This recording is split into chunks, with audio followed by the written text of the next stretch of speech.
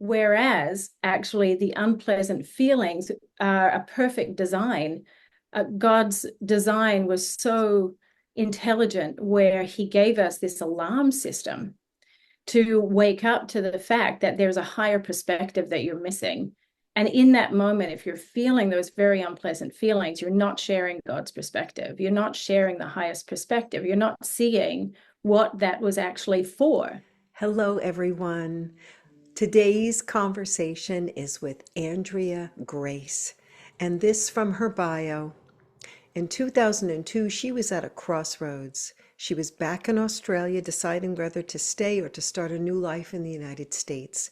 She ended a journal entry with, "The most important thing is for me to realize my true potential in this lifetime."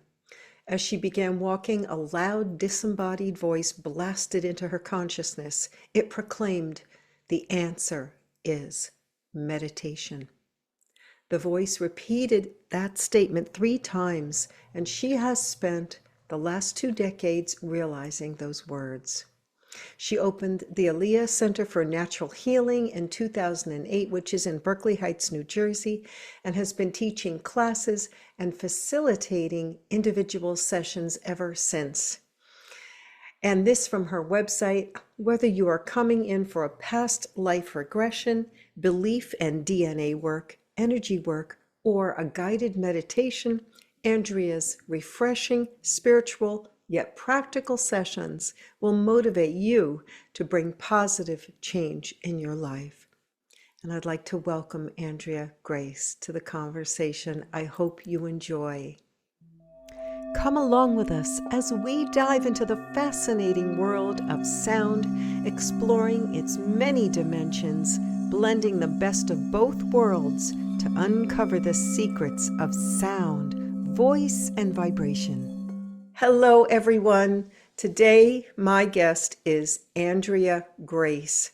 And I think the introduction that I gave speaks for itself. And I am so honored to have her on the program today. Welcome, Andrea Grace. Thank you so much for coming on. Thank you for having me, Ruth. I'm so grateful. I was reading your story. Talk about synchronicities. It's just amazing the amount of coincidences that are too coincidental to be coincidence that have peppered throughout your whole entire life and your story. And were there like some key happenings, experiences in your life that you feel helped make you who you are today and doing the work that you're doing today? Yeah, thanks for the question. I think it started when I was very small, when I was questioning, when we were learning colors, I was questioning whether what I saw through my eyes was the same thing that you saw through your eyes. So when they told us this is blue, how did I know that your blue was my blue and my blue was your blue? So it started there really. And then I would hear my mum calling me from another room. And then I would think, okay, so did she really speak that? And am I really hearing it? And so I don't know, my relationship with reality was always a little bit, I had a curiosity about reality. And I had also a wonder. I came into the world with this view of the world as being a very beautiful and magical place overall. But my sister, both of us actually had asthma and eczema growing up, and she had very bad asthma to the point where when she was 8 years old, she ended up having a fatal asthma attack and passed away at home. And so obviously this is a very devastating occurrence to take place in a child's life. So she was my little sister and I was 10 at the time. But the takeaways from that experience were very profound that I couldn't unknow. But so in the moment the moments leading up to her passing away, she said just matter-of-factly, she just stated, "I'm going to die." And she said it so matter-of-factly that that my response to it was, don't be daft. No, you're not. But then she did. So I bring that up to say that my takeaway from that experience was that, oh, it's not really a big deal for the people who are going. It's horrendous for the people who stay. You know, the grief is horrendous when there's an unexpected death, I think, especially of a child. And no matter where my mind went, if it had her name on it, it was just too painful. So I made a bargain with God to not give me any thoughts. But what I noticed was the thoughts still came in. And I thought, wow, okay, thoughts are very powerful. And I'm not the thinker of my thoughts, because if I could choose, I wouldn't be thinking the thoughts, but the thoughts come in. And I think that's a very profound thing to realize when you're 10 years old, that you're not the thinker of your thoughts. And so then, you know, going on, let's see. So I guess the third thing from that story, in my mum's grief, she said, I heard her saying to my aunt who we were staying with, because we'd left the house for several weeks. My mum said to my aunt that there must be no such thing as God, for a child to die before the parent. And I just took that to heart, because of course I'm going to agree with my mom. And so yeah, I just was like, okay, so from that moment on, there was no such thing as God. So I would say that my whole path, actually, and rightly, is to leave God consciously, then to find God authentically and truly for myself, to then choose God. Because I think we're born into religion. I think we're born into a belief system, whereas it's quite a different, and it's kind of taken for granted. But I feel like my journey has made my relationship with God very, very personal. It's so profound that you questioned at such a young age. Some of these, beliefs that we have, you come into the world and it's all done already. It's like it's all made up. It's all this, you don't get to choose what color. What does blue look like, really? Right?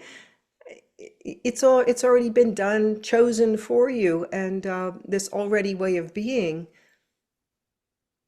is very limiting. What am I? Who am I? What am I doing here? And we all ask these questions, but there's so many answers that have already been decided for us. And as you say, when you're a child, you believe.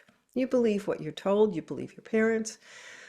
And I just find that really profound that you had to leave.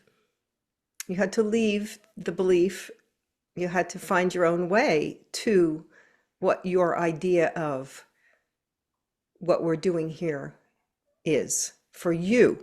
But I wasn't a sad child, even after parents separated, ended up divorcing, sister passed away. I never became melancholy. I was always still in awe of beauty and in awe of nature. So life was still very exciting for me. And so I think as I then matured, I stand behind these words, which is, we are not a victim to our lives. Yes, we're born into, or we could even say we're born in, I heard these words from someone else, but we're born essentially into a crime scene in terms of, how does all of this work? How does the world work? However, at the same time, when we expand and see, okay, how it is that we came in at this particular time to be ourselves, to play our perfect parts, it has a purpose. And the purpose is an important one. And so from that point of view, it's an adventure, even and perhaps especially the painful things. And so because I experienced so much pain so early in my life, it gives a certain kind of authority on the subject to say that, okay, you can experience pain, and it doesn't mean that you have to pop out of it traumatized. That's still a choice, actually, which is difficult for people to hear. And it's not to in any way take away from the painful feelings that can emerge from the unwanted and the unexpected and the unpleasant. However, it all has a purpose, and the purpose is attention and love and gratitude and strength and power and faith. So I think probably that's my biggest takeaway, and that's my biggest message that I want to impart. And part of that is that we're not separate from God, which is where the victimized point of view rests in. And so faith is a required course. I too had a lot of deaths, tragedies in my life, and lost my dad, my mom, and my brother before age 30, all through tragic circumstances. And your message would be mine as well. It doesn't destroy you. You know, yeah, is it horrendous? The pain is horrendous. At losing my little dog 2 years ago. Oh, talk about grief. Oh, but it can't kill us. It can't, right? Right, It right.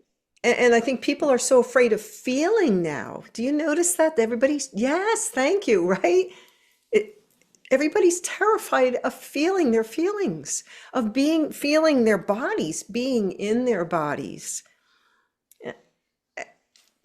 I don't know if you want to Mm-hmm. speak into that, if that's been your Yeah, experience. that's one of my big messages also is redefining the function of our emotions.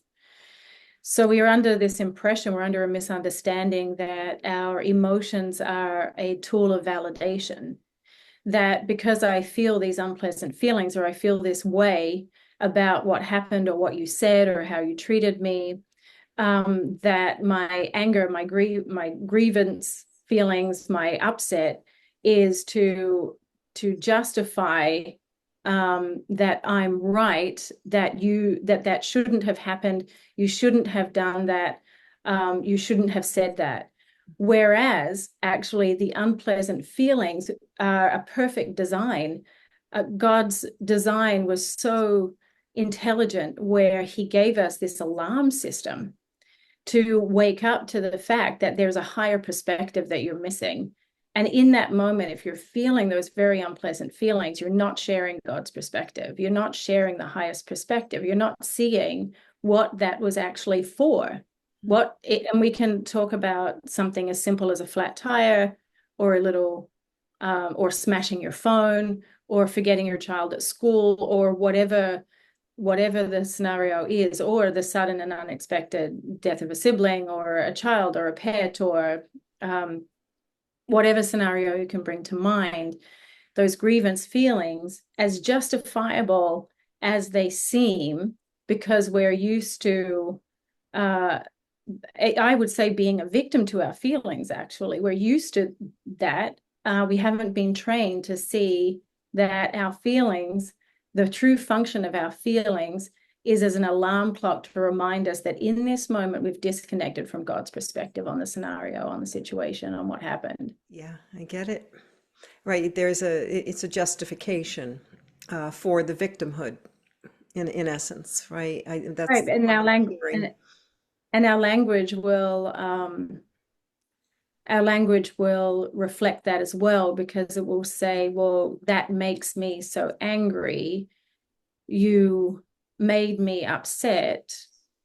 Okay, but that's the lie, actually. And as we're so used to using that kind of language, and it's so convincing, but that's the lie. And then that's what's painful, actually, because when we lie, it hurts us. We hurt when we lie. But they're so subtle, and it's so habitual, culturally habitual, ancient, that we don't have a wrap on it. And then in terms of the frequency, which is where you excel, is that words have frequency. The sounds have the frequency, and then our bodies, which are frequency devices, amplifiers, broadcasters, transmuters, then our bodies just innocently reflect it back. And so then the body will innocently through its perfect design, reflect it back through the whole apparatus of the emotional system.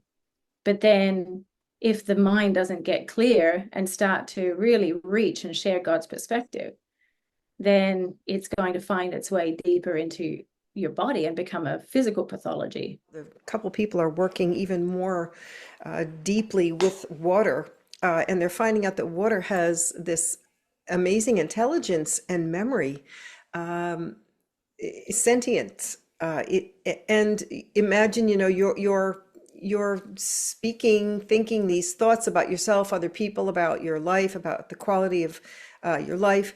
And all the fluid, the water in your body is reflecting that. It's memorializing it in the cells, in the structure, in the molecular structure of your body. And as you say, it will manifest itself as illness, disease, whatever, pathology. Yeah. But no matter which layer, it's still a messenger. So, okay, you didn't get the message at the level of your watery emotions because they're rising and they're passing away. Okay, you didn't get the message there, you didn't clean it up. And so now, okay, it's going to go deeper into your anatomy, into the denser parts of your physical nature, and then it will find its way into your physical biology. So it moves through, you'll feel it through the energetic pathways, then showing up as emotions. And so that's even more of a the alarm clock just gets louder the longer you don't strive to reach to share God's perspective. Mm. Mm. I would say that is one of the most important self-mastery tools, to find any way possible to take a training, to work with somebody to help get into the habit of, when I'm experiencing something that doesn't feel good, then how can I reach to share God's perspective in this? How can I see the truth instead of this? Because this, if it's painful, isn't the truth. It's not the ultimate truth. And that gives you a much greater, higher perspective on the situation, which sometimes comes with time. I mean, obviously, something as big as the grief of losing a family member is the initial, to be there, what you're talking about, to have that perspective initially in that moment, I think would be very challenging for most people.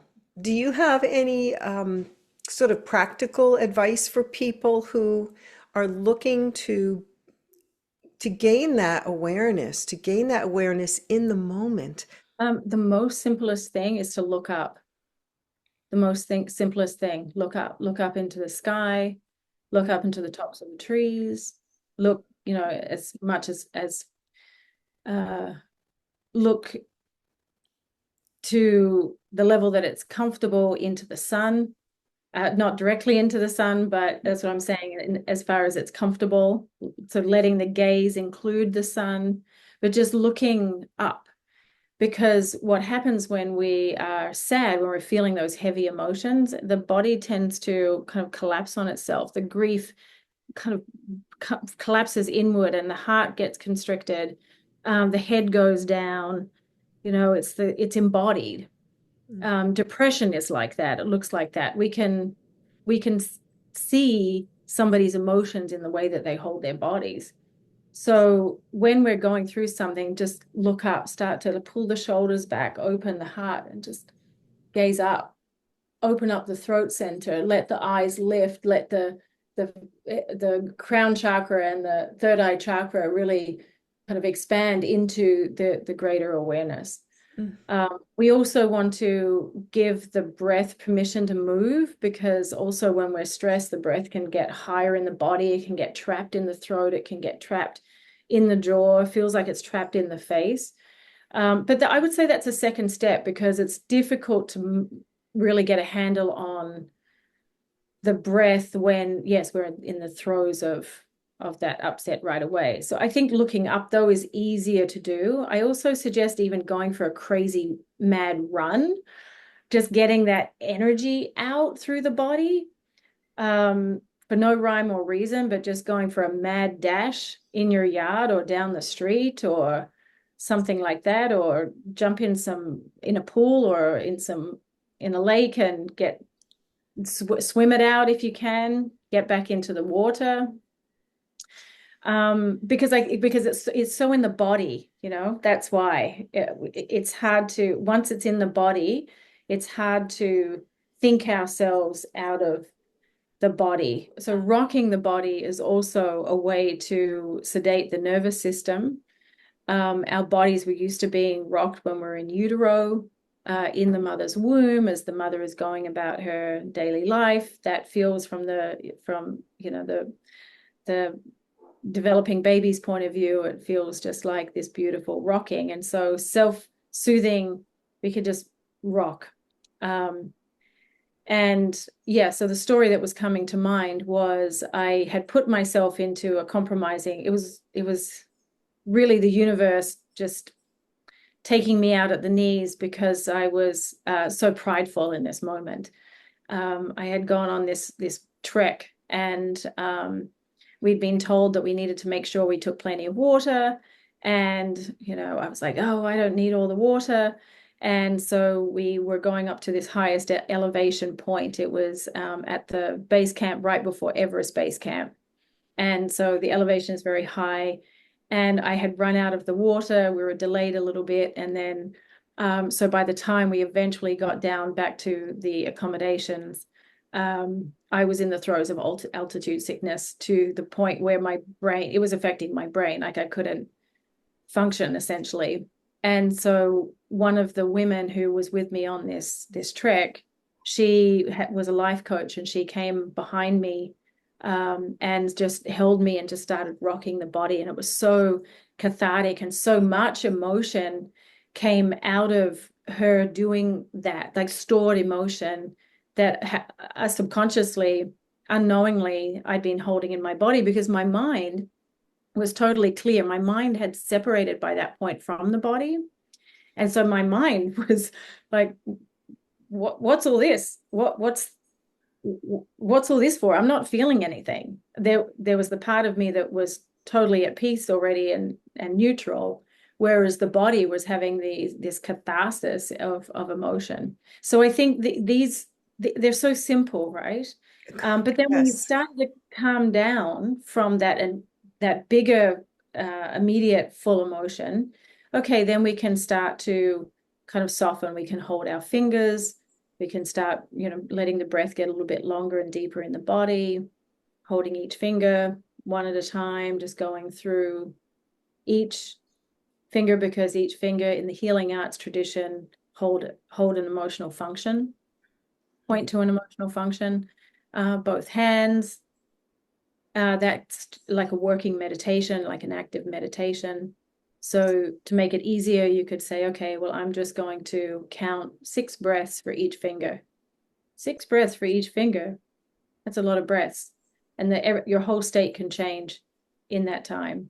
We really need to focus on the body is can help us with those emotions to move through and transmute some of those really heavy emotions. Looking up, it reminds me when my brother passed. He took his life, and I remember hiding in the closet in the fetal position. I couldn't stand being in my body again, couldn't stand the way it felt, right? But then I remember also needing to be outside. And that was the best thing, because I was looking up at the sky, at the stars. It's almost like my body knew instinctively to do that, because I would go outside and just look up at the stars, look up and cry and wail. So it was kind of interesting that there's that memory when you told me that. And how many times are we our bodies just sort of doing these things to self-soothe us? The rocking, I know a lot of people rock. I rock. I'm always moving. And I know people play with their hands, pressing, right? So it's very interesting how that works out. Thank you for those. Those are just beautiful and very simple and relatable and easy things you can do. That's I'm all about, doing the easy things with just getting into your body, doing shaking, Oh, using your voice. Yeah, anything like that. shaking is a good one. That's right. Yeah, Happy shaking. yeah, I did And then that this I have morning. more subtle ones as well. Um, but it's funny you mentioned that you wanted to go outside because when my sister passed away, I climbed a tree.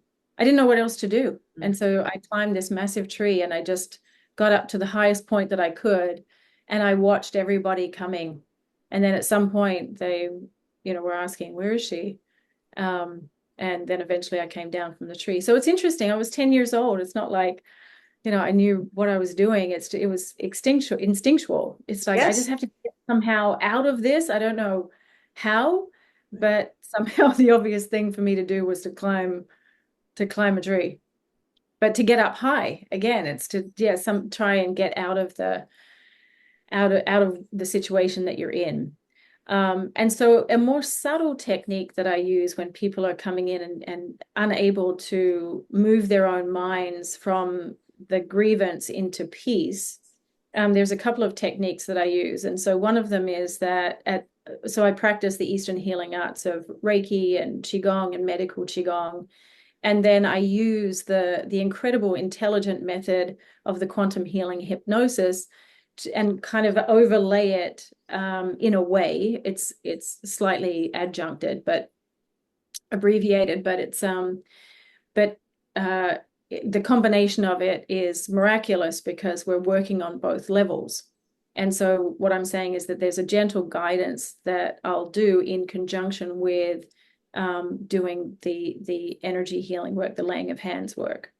And so at the end of a session, what I'll say is that just see yourself sitting on this mountain of peace, on the summit of peace, looking out over everything. And now you're inviting in the holy light of love to sit with you. And the holy light of love can appear as an angel, as a beautiful guide, as pure light, or as Christ himself, the Holy Spirit, Mary.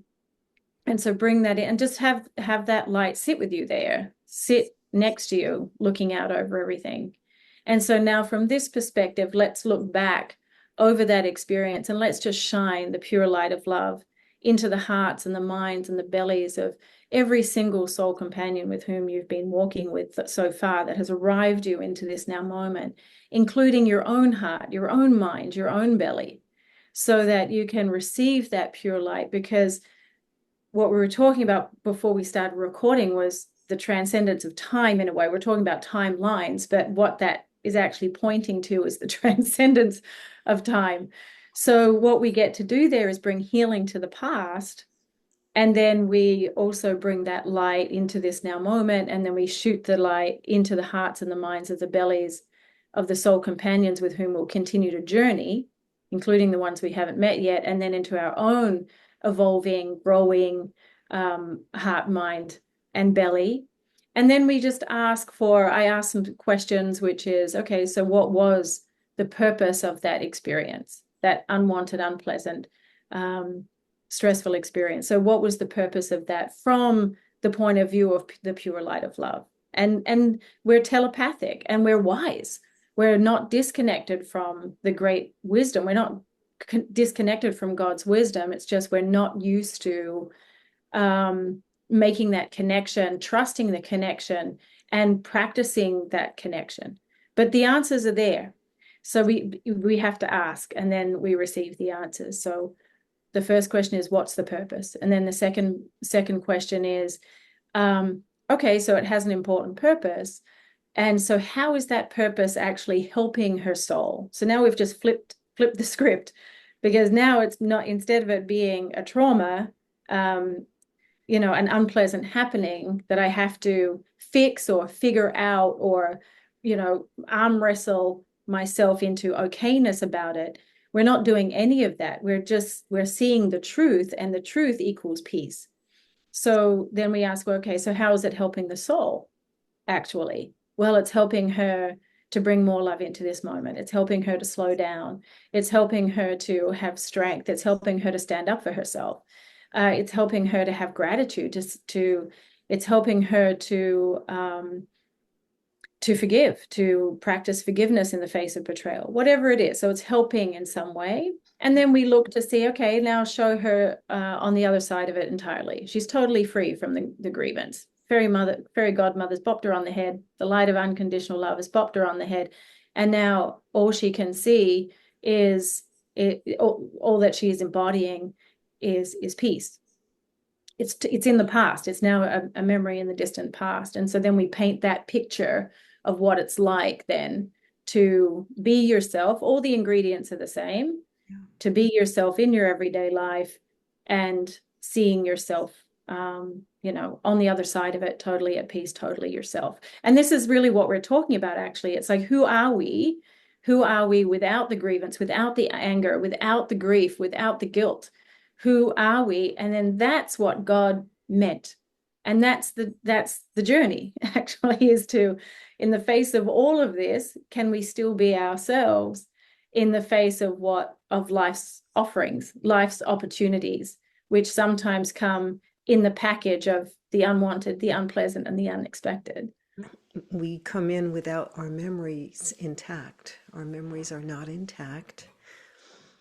And I'm not sure if that's the way it's been, and I don't know if we are moving towards integrating the truth of who we are, our people will call it our interdimensional nature, the truth of that with these bodies. If we are going to be able to withstand, it's not a really good word, but to integrate, really, to integrate the both aspects, the many aspects of ourselves with being in a human body. Yeah, that's right. So a lot of people come to be, a lot of people at this time have been volunteers to bring more of their unique soul's essence and anchor it into the Earth's frequency at this time.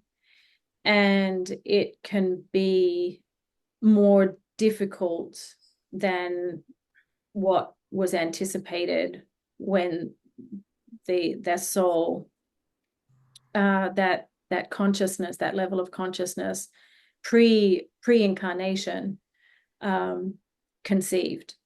So, from the pre-incarnation, and incarnation is just coming into the carne, coming into the meat suit, right? So it's just the pre-biology state. You are that, you're not separate from that. However, there's the forgetting, as you said, which is also a required course, because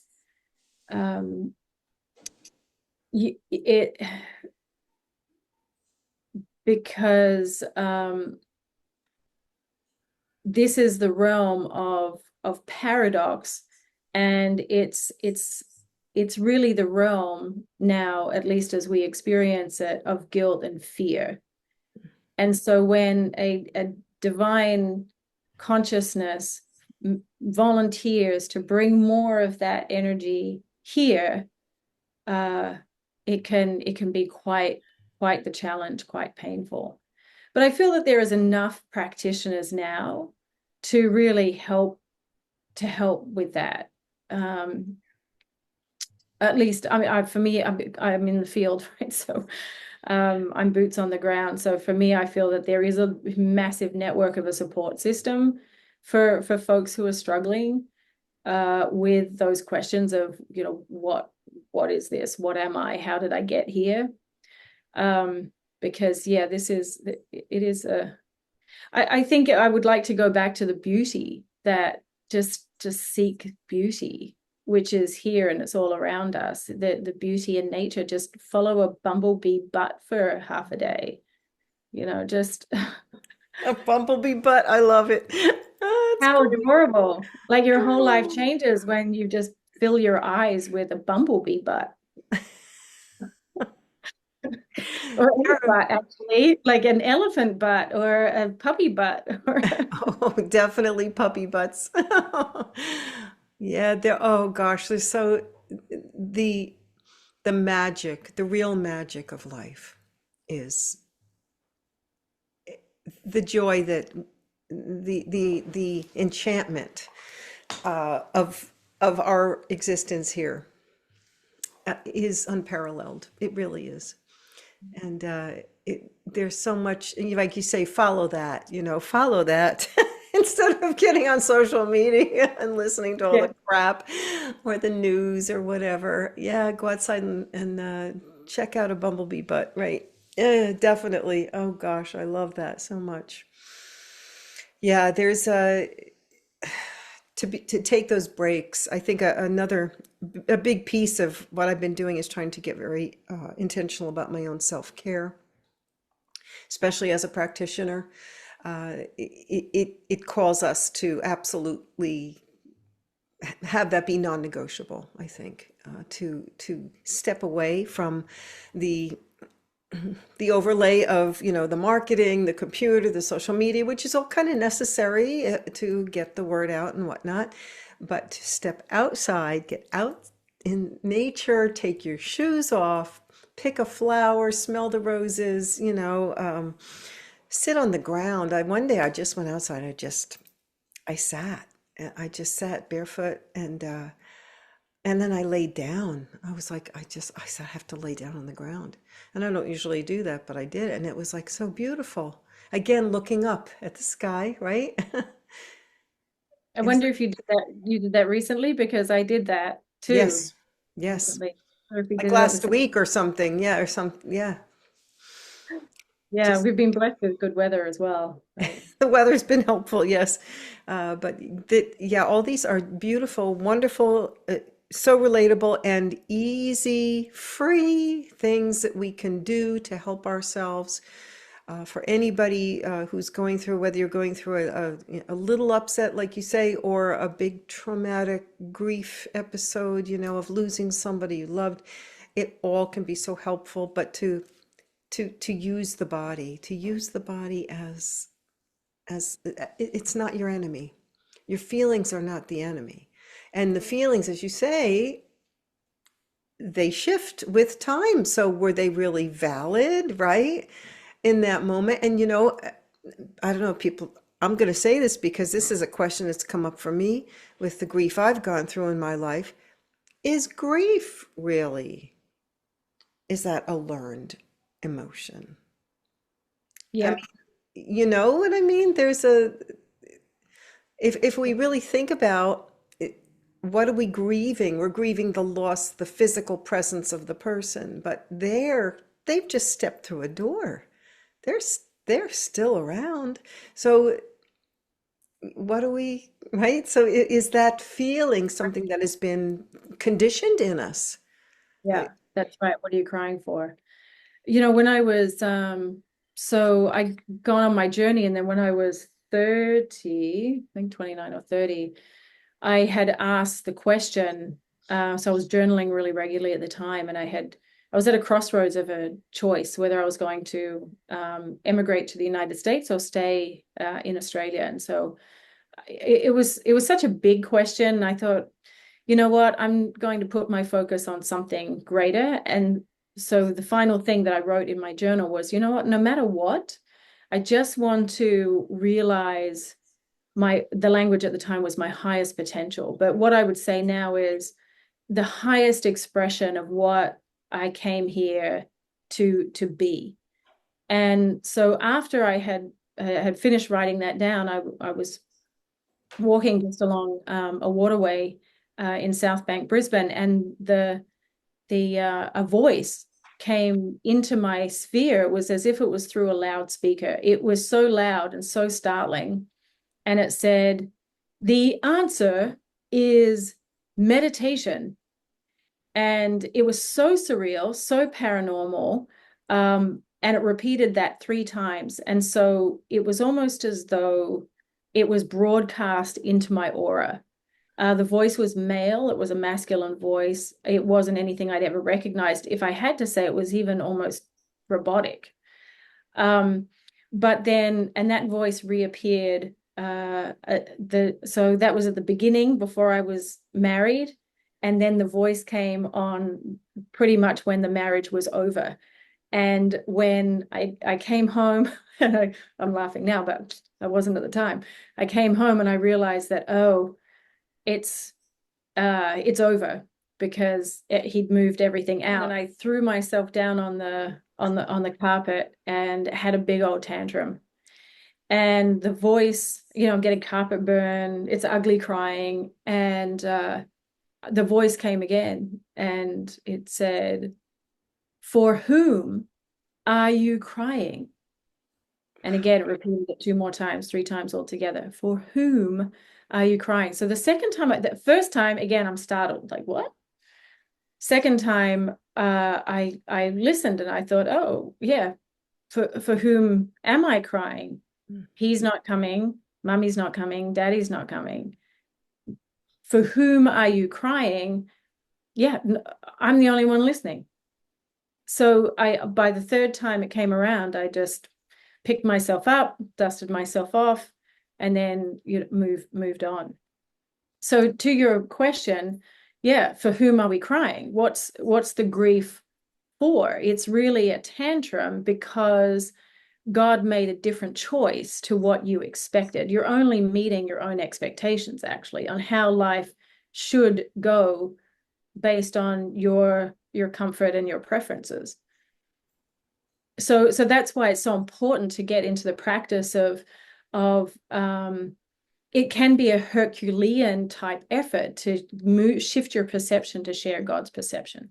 But that's why the quantum healing hypnosis work is so miraculous, right? Dolores Cannon's work is so miraculous because inevitably we're getting to see a different perspective of the themes of our lifetime now through the story of the past life, because our wisdom, in what I call the infinite wisdom, is so wise and so vast, so intelligent, that it draws these themes together in a very sophisticated, clever way, and then applies these themes, then mimic and can be applied to the questions that you came into the session to receive the answers to.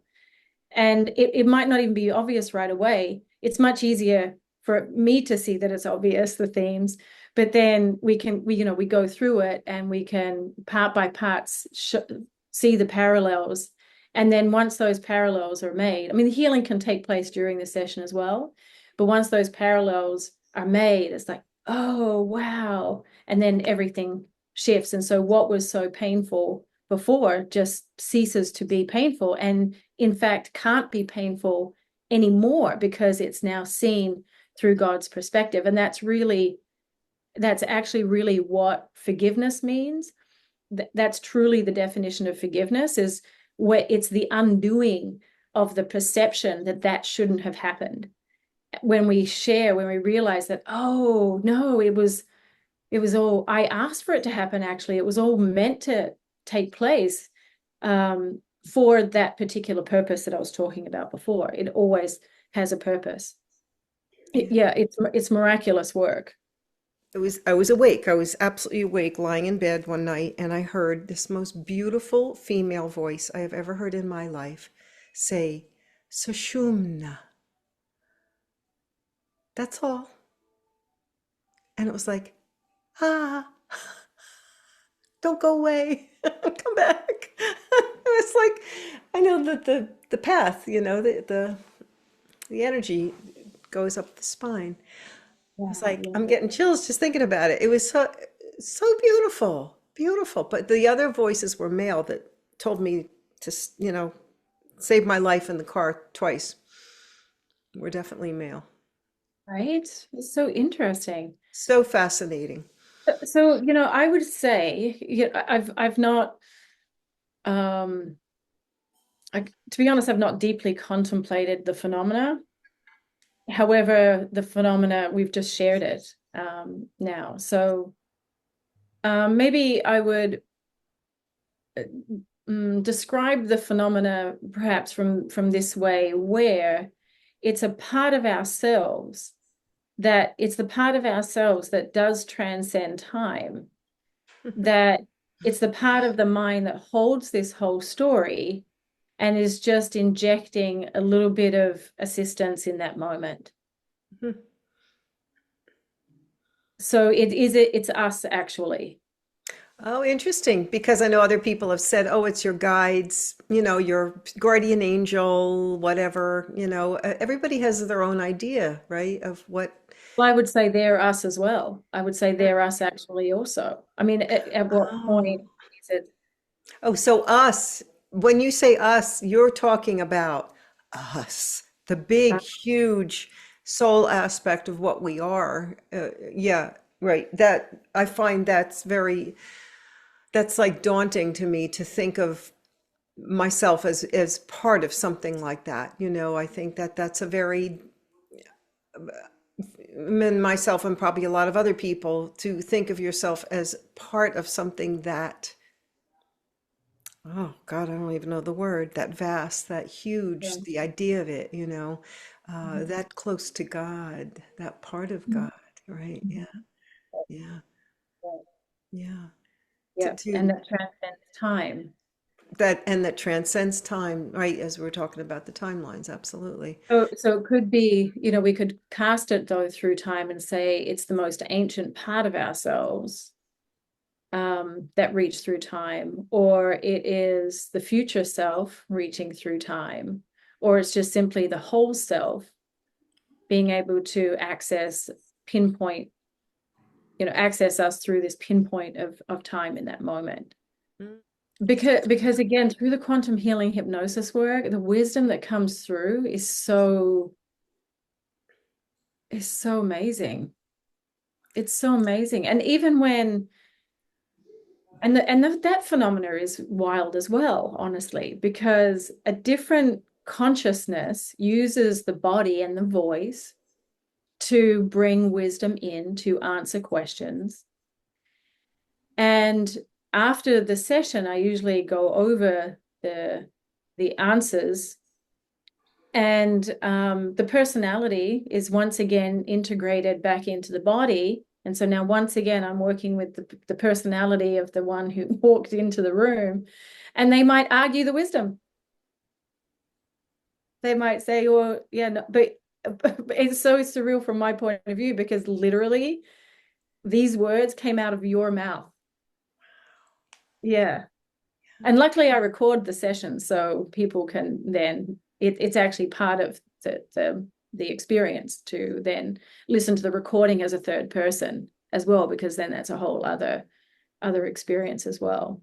And also as you're going through the scene, because we enter into the scene feet first in a way, because one of the first questions is, as we come into the scene, look down at your feet and tell me what you're standing on, or what are you wearing on your feet. That can be a first anchoring question, and the impressions come in response to the question. It's not like the answer. It's like, oh, interesting, oh, they're leather shoes that with a strap, um and stockings or something like that, or oh no, I'm barefoot. Or and so it's the magic, it starts there right at the feet.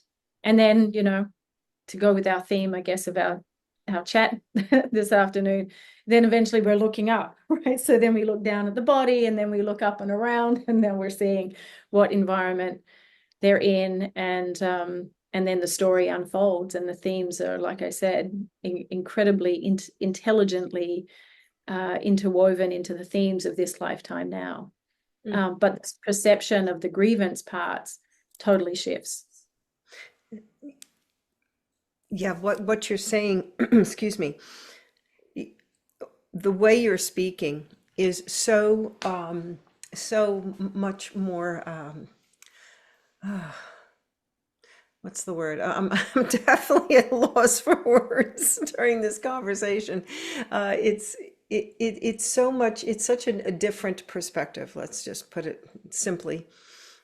Your perspectives are, I can tell. are born out of the work that you've been doing with QHHT, I think.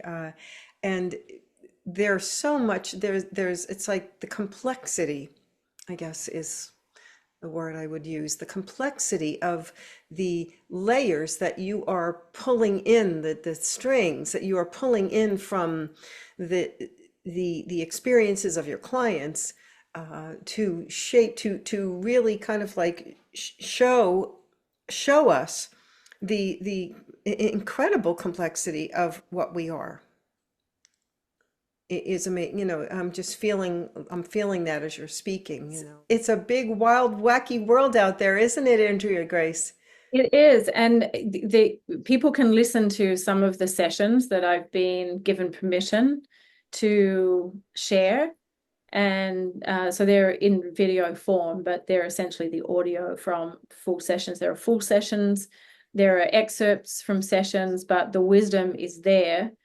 And, because my journey has been one of returning to faith, I also have a Sunday service series that I continue to add to. So for people who are maybe disenfranchised with mainstream religion, but certainly feel that personal connection with God, then these services you might enjoy them. So I would, if you're interested in that, then I would start with the first one, and you'll hear me share my story about my sister there too, because it's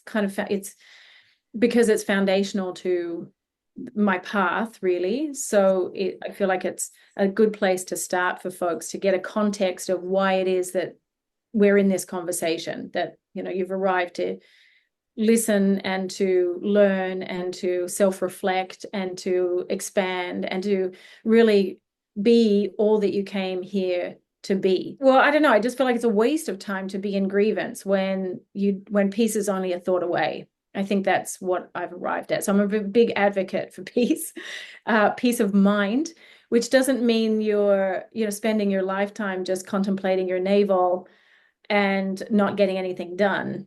No, it's not that. It's peace in action. It's peace and being in the world. It's peace in dealing with your school boards. It's peace in dealing with your child's scraped knee. It's peace in dealing with your mortgage and your utilities, and it's peace in those moments. To be yourself and be at peace, even in the face of what you might ordinarily have perceived as chaos. And it's possible. And healing takes place. Mental healing, emotional healing, physical healing takes place. Miracles are like peace, just a thought away. They're right here. They're sitting in the room, just waiting for you to look up, to look left when you were looking right, or to look right when you were looking left all this time. Yet there's so much that we hold ourselves back from, without, unknowingly, I believe, unknowingly a lot, but there is a lot of overlays. That's what I call them, overlays that we don't even know we're being affected by, and to just go, bloop, see ya, bloop, see ya. It's as simple as that. What did Jesus say about getting up? People were lying there, the cripple man. It's like, what are you lying there for? Get up, you're healed. Do it, just do it. In the Bible, certainly in other texts as well, other religious texts and sacred texts, the simplicity is like, open your eyes and you will see. Have faith the size of a mustard seed. I have that on my refrigerator. Right.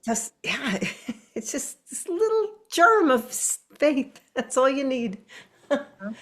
Right.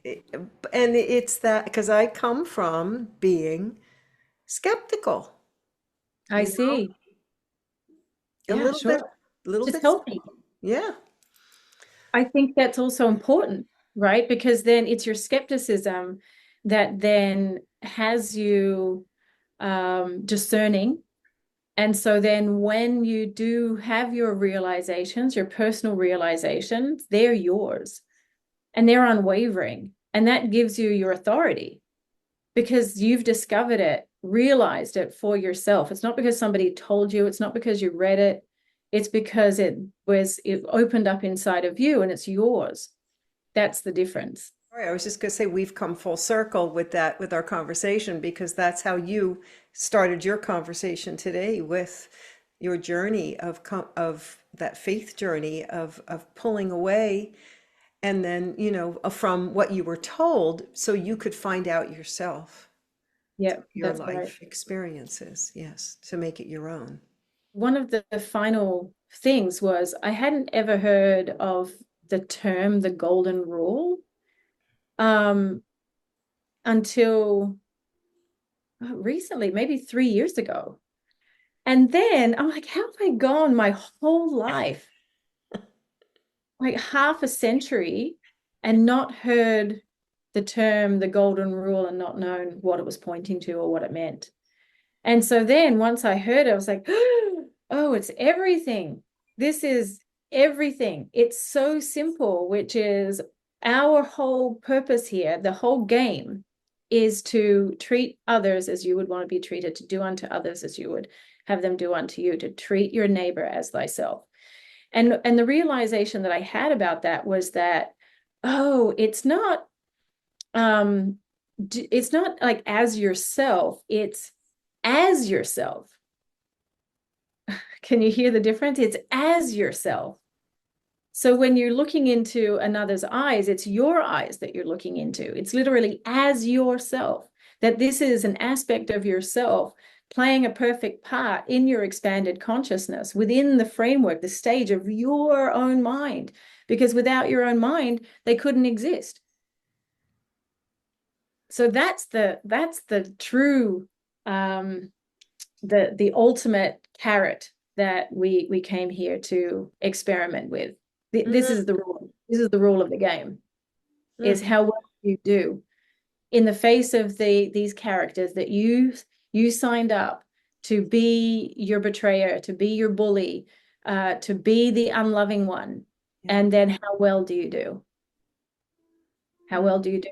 Can you see them? Can you see their actions, their words from God's point of view as an opportunity for you to actually be yourself? And to be To your teacher, right? To teach, right? As Wayne Dyer said that, your uh, people who have been challenging for him in his life were his greatest teachers. and the experience of the quantum healing hypnosis work, and even that exercise that I took us through before, where you're sitting on the mountain of peace, looking out over everything, your consciousness can shift and look out through other people's eyes. I've had experiences where my whole awareness, my whole point of reference shifted deep into my body, was in amongst my blood at one time. My consciousness went into my friends, and I was looking out into the world through their eyes, and it was so complete that I didn't know where I was.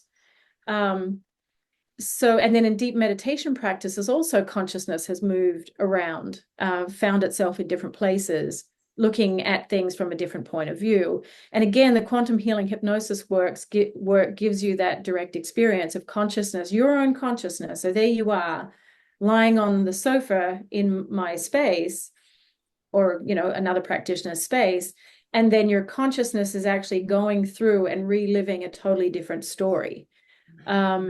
So consciousness, we have this very convincing experience of the world looking out only through these eyes at this perfect height, but actually consciousness is so much greater than that it really could be anywhere. Consciousness could just find itself in a worm. It could find itself in a mushroom. It could find itself in a stone. It could find itself in the ocean. It could be the ocean. It becomes that which it is. And I'm sure if you went looking, you'd be able to find people sharing stories like that, where their consciousness became, or they found themselves to be somewhere else. Yeah, this is mind blowing. There's no, I mean, as you say, this existence is, to me, is fascinating to begin with, because you just said it, extremely convincing. I mean, holy Oh, I mean, to have me feel, being able to feel this body, to feel this, all of the things around us, the experiences, the other people, the everything. It's the consciousness that has that capability of doing that. Wow. There's no word for that. I'm awestruck. And that's the power of us, of what we are. What we are, what the the creator is. Yeah. Yeah. That our consciousness expanding these beautiful synchronicities, which is also where we start in the conversation. It's Yes. it's immediate almost. You are thinking of a word, and then the music that's playing in the background sings the exact word, or you're thinking about something, and then somehow it's on the back of the car on a car magnet, like the exact thing that it gets very, the world. What happens is your world view becomes symbolic. That's what happens, and that's how it becomes mystical, and that's the realm of where the miracles are.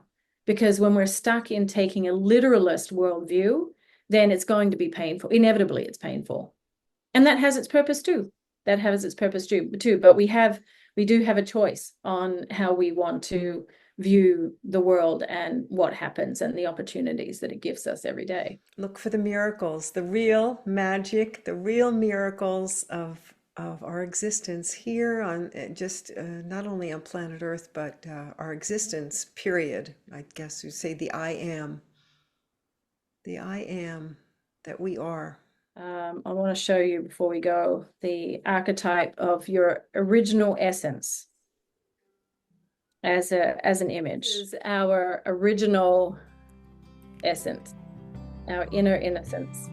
So it's a divine cherub of God, delighted, creative, playful, wise, beautiful. So that's who we truly are. That's what we connect with. And really, that's all we need to connect with. It's the beginning and the end of it, but we make things so complicated here. And we make things complicated because we have this inconvenient belief, which is an illusory belief in separation, and that's what happens. So grateful for this conversation again. Thank you so much. Thank you. What a pleasure.